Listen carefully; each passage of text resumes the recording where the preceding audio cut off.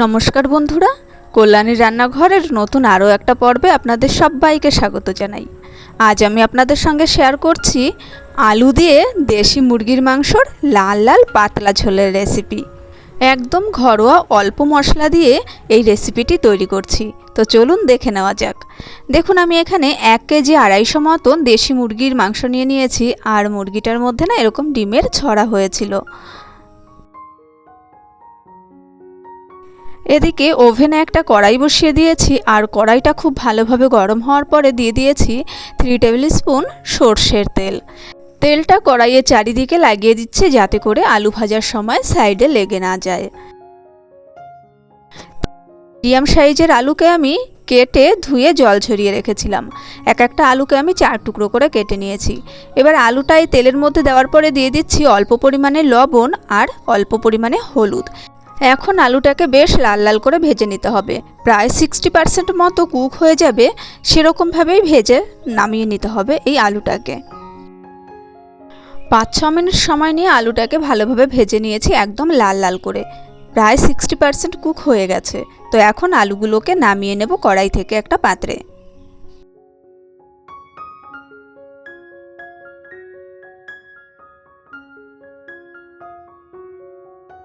এই একই তেলের মধ্যে দিয়ে দিচ্ছি আরও বেশ খানিকটা পরিমাণে সর্ষের তেল।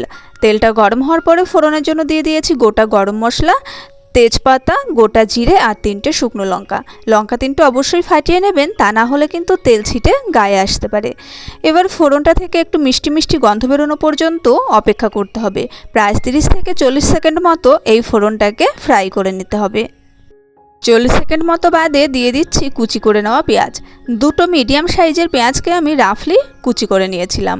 এবারে এই পেঁয়াজটাকে গোল্ডেন ব্রাউন কালার আসা পর্যন্ত ভেজে নেব।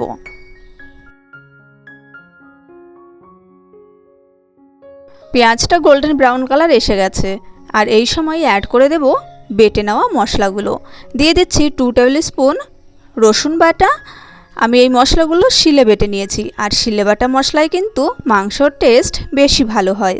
দিয়ে দিচ্ছি 1 টেবিল স্পুন আদা বাটা। 10টা শুকনো লঙ্কাকেও আমি বেটে নিয়েছিলাম, আর সেই লঙ্কা বাটাটাও দিয়ে দিচ্ছি। এখন আদা রসুনের কাঁচা গন্ধটা চলে যাওয়া পর্যন্ত মশলাটাকে একটু কষিয়ে নিতে হবে 1.5 থেকে 2 মিনিট সময় নিয়ে।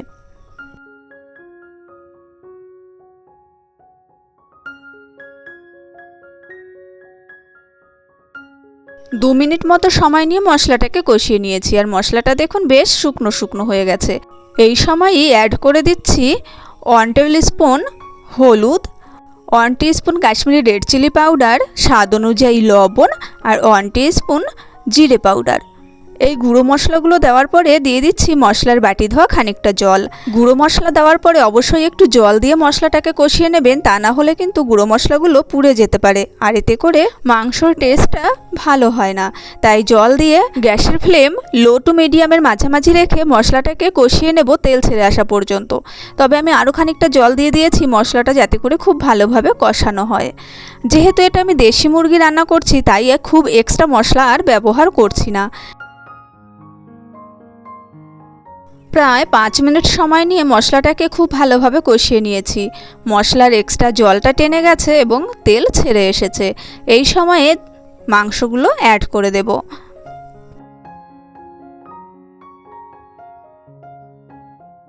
তবে যে ডিমের ছড়াটা হয়েছিল সেটা কিন্তু এখনই দেব না, তাহলে গলে যাবে।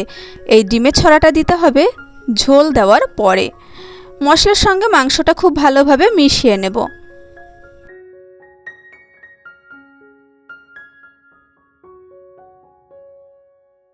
মাংসটা মশলার সঙ্গে খুব ভালোভাবে মিশিয়ে নিয়ে ঢাকা দিয়ে কষাতে হবে প্রায় 25 থেকে 30 মিনিট সময় নিয়ে। গ্যাসের ফ্লেম রাখবো অবশ্যই লো টু মিডিয়ামে।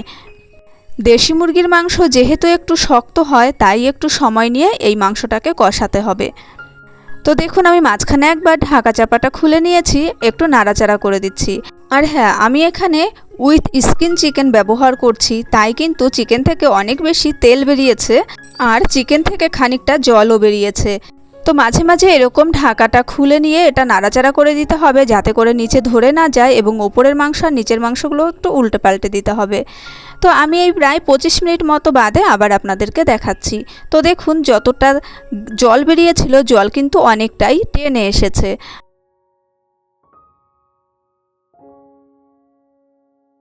তো এখন ভেজে রাখা আলুর টুকরোগুলো অ্যাড করে দেব।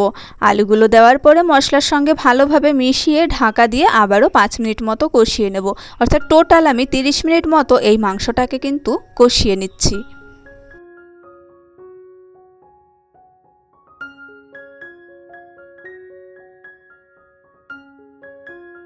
তো 5 মিনিট বাদে ঢাকা চাপাটা খুলে নিয়েছি, আর দেখুন এক্সট্রা জল কিন্তু একদমই টেনে গেছে, তেল সেপারেট হয়ে গেছে। তো একটু নাড়াচাড়া করে নিয়ে দিয়ে দেবো এবার পরিমাণ মতন জল। এখানে আমি গরম জল ব্যবহার করছি।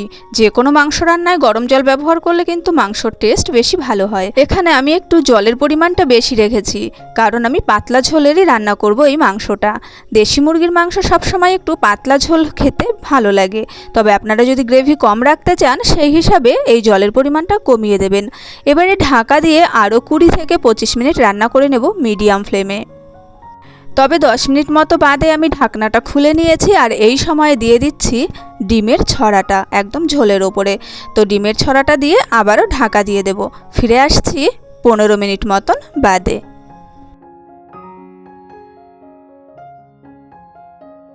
পনেরো মিনিট বাদে ফিরে এলাম, ঢাকনাটা খুলে নিচ্ছি। রান্নাটা কিন্তু অলমোস্ট কমপ্লিট হয়ে গেছে।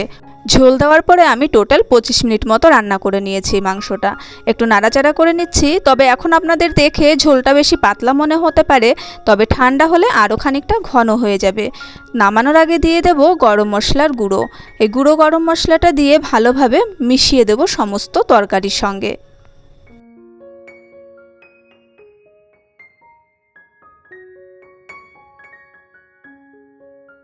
গরম মশলাটা মেশানো হয়ে গেলে ঢাকনাটা দিয়ে গ্যাসের ফ্লেম অফ করে স্ট্যান্ডিং টাইমে রেখে দেব 5 মিনিট।